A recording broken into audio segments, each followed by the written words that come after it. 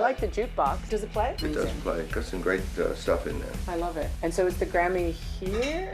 Wait, where is Oh, it? it's in there. It's in there? Oh, there it is. There's the Grammy. I love it. Yeah, it's a small one. They look much better now. Wow. Rick Springfield is giving us an intimate tour of one of his most prized possessions, his eclectic collection of antiques, and not his 1982 Grammy for the era-defining Jessie's Girl. Where can I find a woman like that, like Jessie's girl? I was sitting on a Jessie's girl. I noticed guitars everywhere. I know. If I was a plumber, there'd be wrenches. They are the tools of your trade. Yeah, they're beautiful. I fell in love with them when I was 11 years old.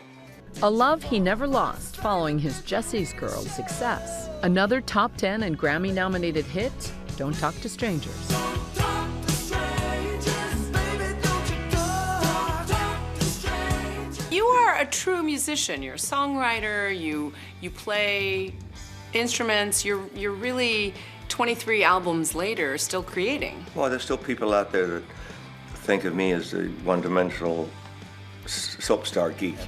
But who could forget the dreamy Dr. Noah Drake on ABC's General Hospital?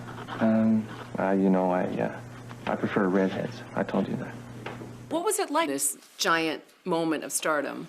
It was very heady, certainly, It did take me by surprise. But people say, wow, did you plan to have the hit record and the TV show? And I'm going, well, if I had that control, Now, 4 decades later, still on the road, the septuagenarian defying the laws of aging and touring the country on the I Want My 80s tour, playing new tracks like Lose Myself.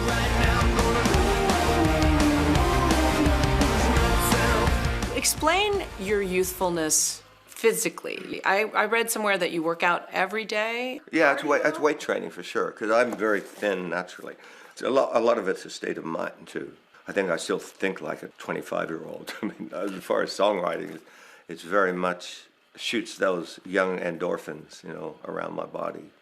Born just outside Sydney, Australia, by 1973, moving to the U.S. and signing with Capitol Records. His first taste of American fame, Speak to the Sky. Speak to the sky and tell you how I feel. He entered the 80s as the newest it boy when he simultaneously began topping the pop charts and hitting it big as America's hunkiest soap opera heartthrob. So, how was the wedding? Well, which part do you want to hear about? The beginning, the middle, or the smash ending? Why don't you tell me about the exciting part? Who caught the bridal bouquet? What brings you joy when it comes to acting? It comes from the same place, the same desire, but it's a different set of tools.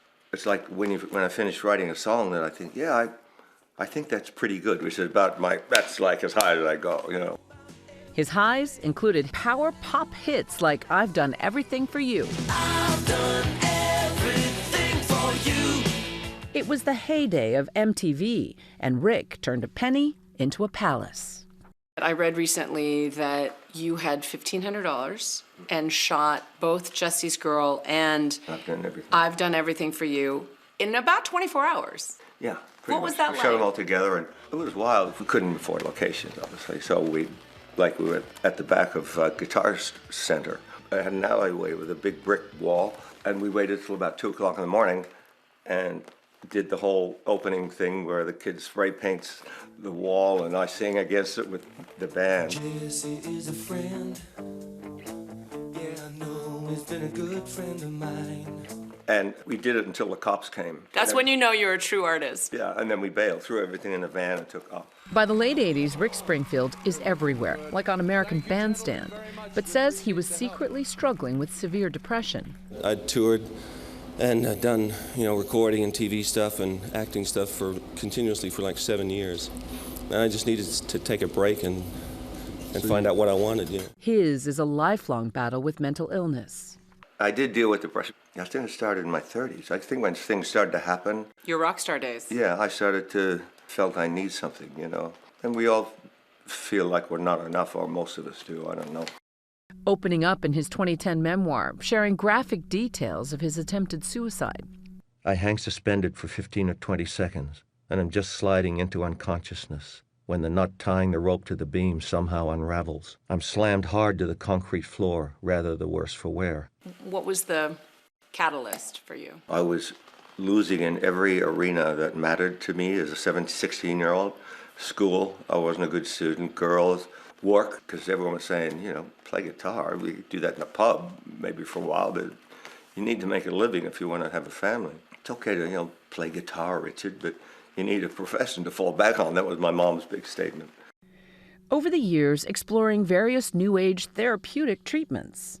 More recently, you've talked about doing ketamine. What's that been like? I didn't like it. Yeah, it was a great high. I mean, there are people that go, yeah, like party. Yeah, exactly. But I wanted to see what it would do to my mind as far as depression. The only way I could describe it, I likened it to kind of an industrial strength acid trip. But you've moved away from that. Is it microdosing mushrooms? Mushrooms. And I've just recently gotten onto the microdosing because it's, for me, it's up here. It's not just sitting there blissing out. I mean, I want something to change up here. I want to move things. I want to see if that happens. And does it? Yeah. I feel like it's kind of lifted something. Most psychedelics are not FDA approved, and experts warn against using them without medical supervision. Now, whether at home here in Malibu or on stage, he's finding the balance and support from his 40-year marriage to his wife, Barbara. It feels like a sanctuary, for sure, like an escape. I can see why you want to get home from the tour. Yep. Yeah. But I love the tour. And the people on tour love you.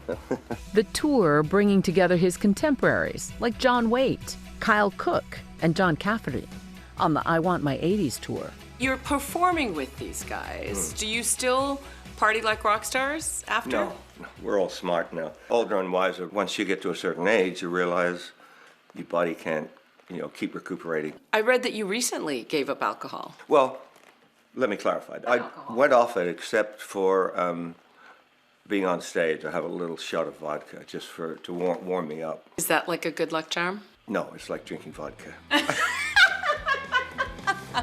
And you know what that does? His pregame routine still working 6 decades later, still guided by the music, and more motivated than ever. If you could go back to the early 80s and speak to that young Rick Springfield, what advice would you give him? I'd say, kill the pink suit, dude. I know you.